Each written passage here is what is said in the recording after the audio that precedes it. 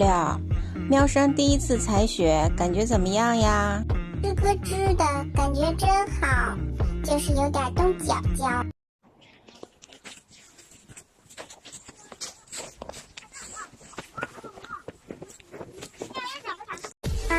咱们赶紧回家吧，我害怕。怎么了？好不容易出来一趟，这儿人太多了，你看，全是小孩，我害怕，我想回家了。哎，别跑别跑！哎呦我的妈！今天呢，出来选的时间不对。这个时间呢，小区里的小朋友都出来晒太阳了。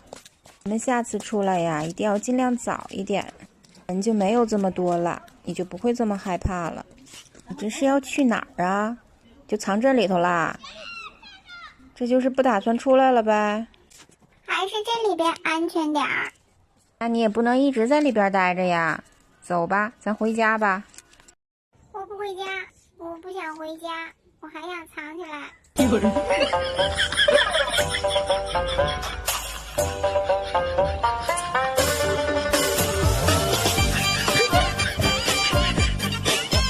哎，王小六的这次冰雪之旅呀，只能用4个字来形容。我知道，你说来着是仓皇逃窜。